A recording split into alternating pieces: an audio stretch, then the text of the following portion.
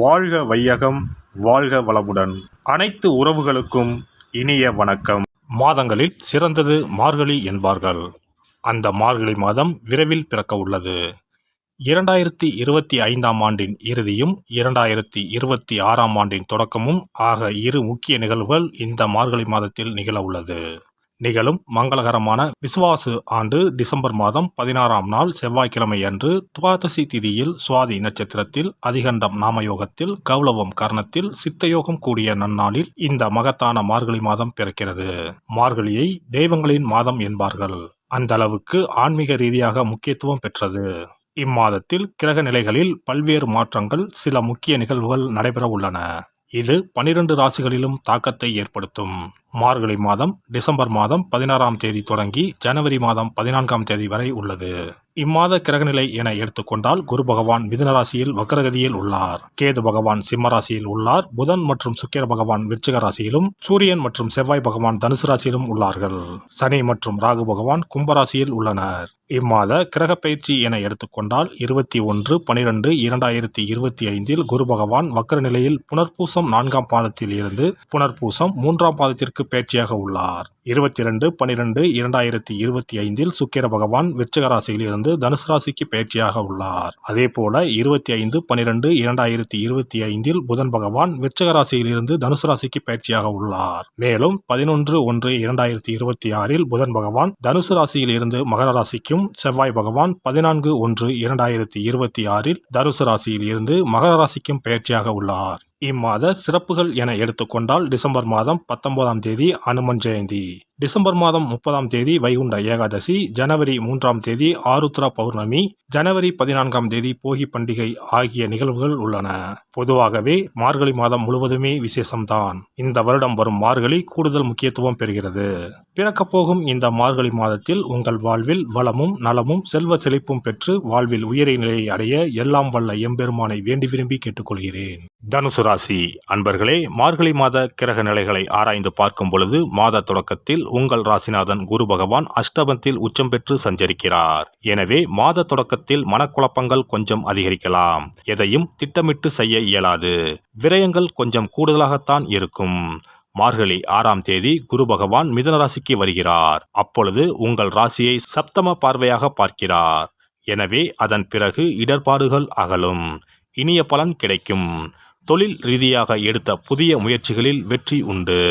மார்கழி 6ஆம் தேதி மிதுன ராசிக்கு குரு வருகிறார். அவரது பார்வை உங்கள் ராசியில் பதிகிறது. பொதுவாக குரு இருக்கும் இடத்தை விட பார்க்கும் இடத்திற்கு பலன் அதிகம் உண்டு. அந்த அடிப்படையில் குருவின் பார்வையால் குழப்பங்கள் அகலும். குதூகலம் கூடும். இழப்புகளை ஈடு செய்ய எடுத்த முயற்சி வெற்றி தரும். உழைப்புக்கு ஏற்ற பலன் கிடைப்பதோடு மட்டுமில்லாமல் உதிரி வருமானமும் உண்டு. கல்யாண முயற்சிகள் கைகூடும். கடமையை செவ்வன செய்து முடித்து பாராட்டுகளை பெறுவீர்கள். குருவின் பார்வை சகோதர ஸ்தானத்திலும் லாபஸ்தானத்திலும் பதிவதால் உடன்பிறப்புகளின் திருமண வாய்ப்பும் கைகூடலாம். உடன் பிறந்தவர்கள் பகை மாறி பாசம் காட்டுவர். பூர்வீக சொத்துக்களை தக்க விதத்தில் பாகம் செய்து கொள்வீர்கள். தொழில் வளர்ச்சி திருப்தி தரும். பெற்றோரின் மணி விழாக்கள், முத்து விழாக்கள் போன்ற விழாக்களை நடத்தும் யோகமும் சிலருக்கு வாய்க்கும். இதுவரை விலகிக் கொள்வதாக சொல்லி அச்சுறுத்திய பங்குதாரர்கள் இப்பொழுது தொழிலில் நீடிப்பதாக சொல்வார்கள். புகழ்பெற்ற கோவில்களுக்கு சென்று வழிபட்டு வரும் எண்ணம் நிறைவேறும். மார்கழி 7ஆம் தேதி தனுசு ராசிக்கு சுக்கிர பகவான் செல்கிறார். உங்கள் ராசிக்கு 6 மற்றும் 11 ஆகிய இடங்களுக்கு அதிபதியானவர் சுக்கிர பகவான். அவர் உங்கள் ராசிக்கே வரும் இந்த நேரம் உத்தியோகத்தில் நல்ல முன்னேற்றம் ஏற்படும். கொடுக்கல் வாங்கல்கள் சீராகவும் சிறப்பாகவும் அமையும். உத்தியோகத்தில் பதவி உயர்வு வருவதற்கான சூழ்நிலை உண்டு.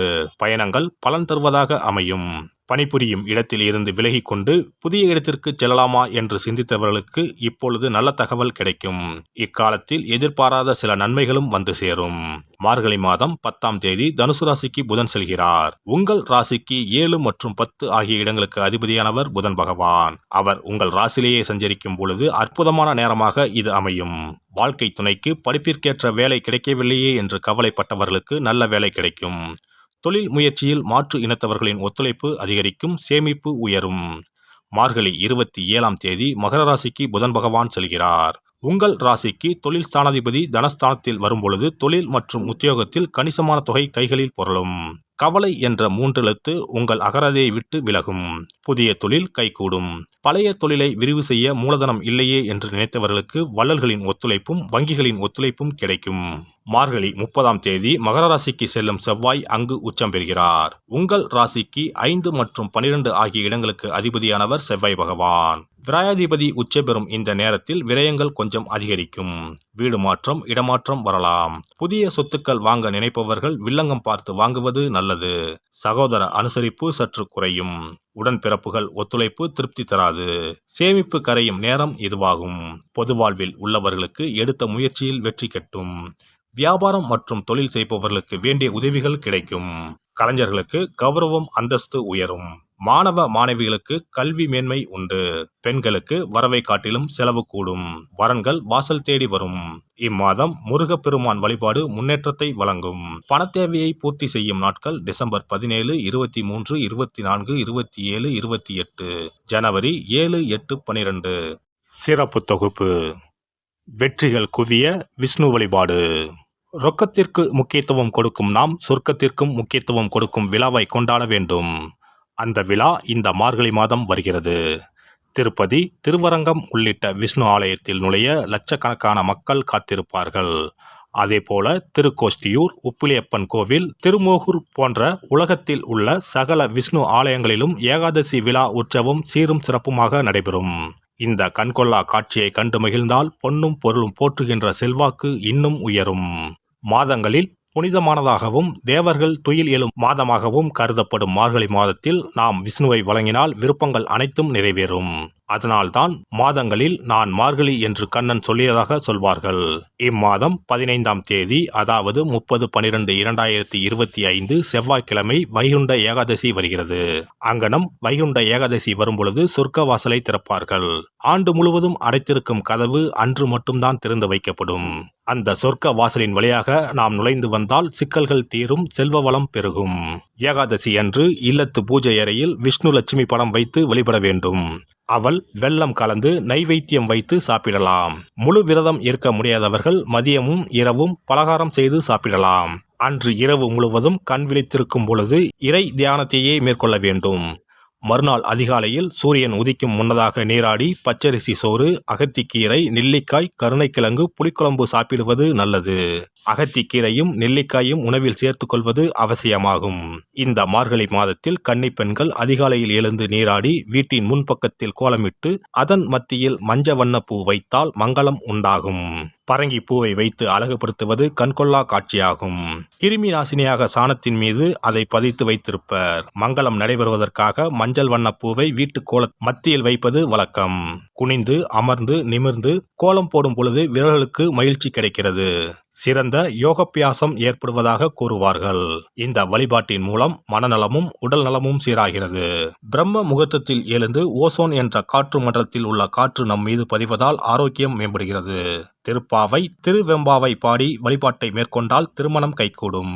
அதிகாலையில் இறை நாமத்தை உச்சரிப்பதன் மூலம் அனைத்து நலன்களும் கிடைக்கும். இப்படிப்பட்ட சிறப்பு வாய்ந்த மார்கழி மாதத்தில் ஏகாதசி விரதத்தை இனிதே கடைபிடித்து பார்க்கடலில் துயிலும் பரந்தாமனை வழிபட்டால் வாழ்க்கை வளமாகும், வளர்ச்சியும் பெருகும், வருங்காலம் நலமாகும், வருமானம் திருப்தி தரும். விஷ்ணுவை வழிபட்டு அவரது துணையாக விளங்கி செல்வத்தை நமக்களிக்கும் லட்சுமியின் சன்னதிக்கு சென்று லட்சுமி வருகை பதிகம் பாடினால் அந்த தேவி இல்லம் தேடி நமக்கு அல்ல அல்ல குறையாத செல்வத்தை வழங்குவாள். அஷ்டலட்சுமியின் படத்தை விஷ்ணு லட்சுமி படத்துடன் பூஜை அறையில் வைத்து வழிபடுவது நல்லது. லட்சுமிக்கு பாடல் படித்து வழிபடும் போது வருகை பதிகம் பாட வேண்டும். அன்றைய தினம் அவள் நைவேத்தியம் செய்து தேவியை வழிபட்டால் உங்கள் ஆசை பூர்த்தியாகும். நமக்கு வாழ்வில் ஏற்படும் இன்னல்கள் அகன்று இனிய பலன் கிடைக்கும். எல்லாம் வல்ல இறையருளால் நீங்களும் உங்கள் அன்பு குடும்பமும் உடல் நலம், நீலாயுள், நிறை செல்வம், உயர் புகழ், மெய்ஞானம் ஓங்கி வாழ்க வளமுடன். இந்த வீடியோ பதிவு உங்களுக்கு பிடித்திருந்தால் லைக் பண்ணுங்க, கமெண்ட் பண்ணுங்க, ஷேர் பண்ணுங்க, மறக்காம சப்ஸ்கிரைப் பண்ணுங்க, பக்கத்துல இருக்கிற பெல் பட்டனை கிளிக் பண்ணுங்க. நன்றி, வணக்கம். ஓம் நமச்சிவாய, சிவாய நம.